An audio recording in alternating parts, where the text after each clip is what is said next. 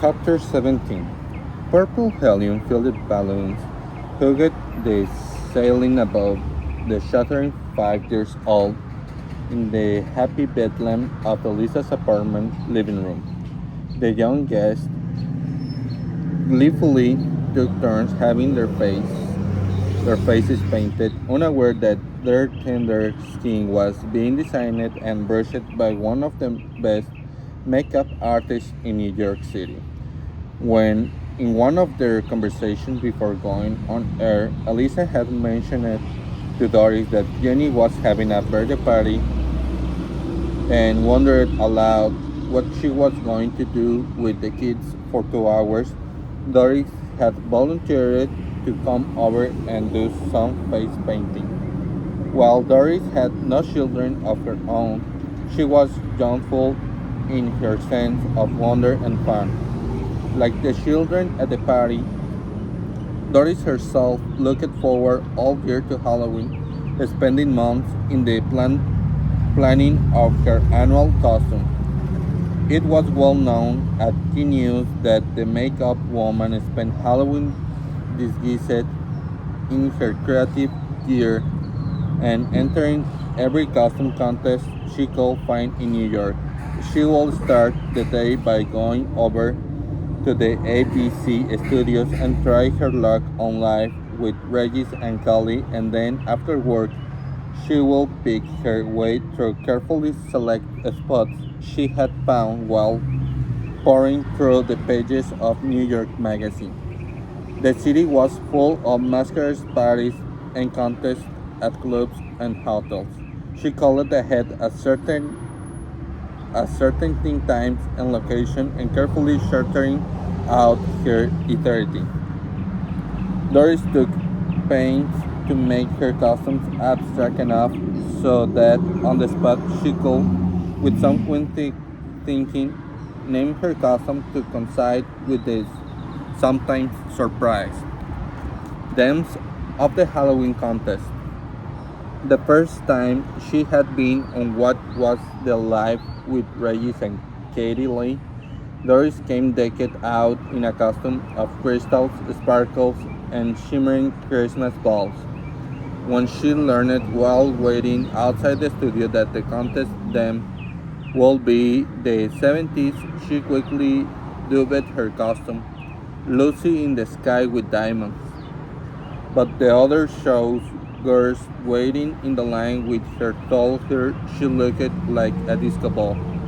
So when her turn came, that's what Doris told Regis she was. Her disco ball costume won the 500 first prize and a lava trophy. That night she went to a benefit ball, christened the same costume, champagne bubbles, and won again. This time, bleacher seats for the Macy's Thanksgiving Day Parade and 250 dollars. Over the years, she had won cash, golf trips, theater tickets, and seaside vacations. But for Doris, it was not so much about the prizes as the fun and satisfaction of being recognized for her creativity. Doris was flamboyant, talented, and had an extremely good hair. Elisa smiled as she watched her, dressed in a Form 15 purple leotard, leotard in honor of Jenny's favorite color. Her long, dark hair flowing freely as she hairbrushed green water-based makeup all over Gregory Leslie's serious little face. The boy shifted impatiently from one foot to the other as Doris carefully drew the brown and black scales on his cheeks, above his eyebrows, and around his mouth that would make him into the dinosaur he had requested to be. For good measure, she painted on some silver sprinkles across his forehead. The payoff for Doris was the wide grin on the child's face as looked at himself in the large hand mirror she held up for him. Wow, that's cool! Doris grinned in return. Want a dinosaur tattoo? She offered. But Gregory thrilled through he was with his new reptile visage had had enough.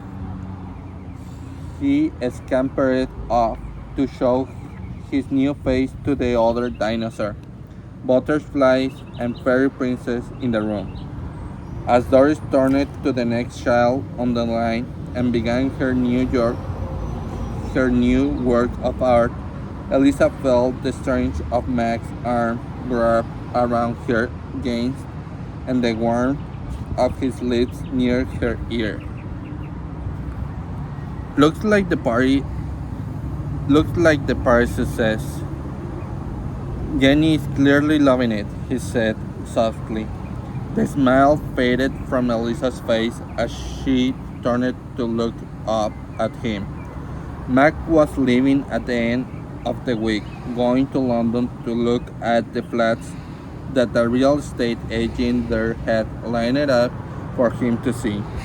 Next weekend, she and Jenny were moving into their new home in Huhukus on this side of the Atlantic Ocean. Too much was happening at once.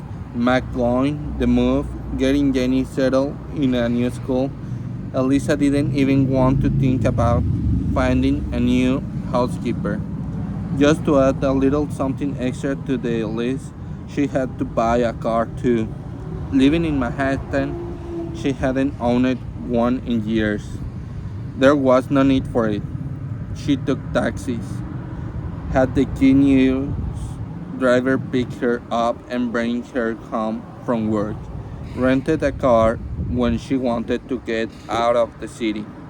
But living in suburbia, a car was a must. As she looked wistfully into Mac's handsome face and reached up to touch the familiar lines that crinkled so pinkly at the corners of his eyes as he smiled down at her, Elisa knew in her heart she would get through the things on her list with the determination and organization that had served her so well in her life and her career. All the things she had to take care of were double, but not losing Mac, not Mac. She didn't want him to leave. Mommy, when are we going to have the birthday cake? Jenny's question roused Elisa from her reflections. She glanced at her watch. Now, my little butterfly, she answered, picking up her daughter's hand and kissing it. We'll have it now. Your friends' moms and dads will be coming to pick them up soon. Elisa was in the kitchen putting the violet candles into the ice cream cake when she heard the buzzer sound from the downstairs lobby. Probably one of the parents arriving a bit early, she called it out for Mac to answer it.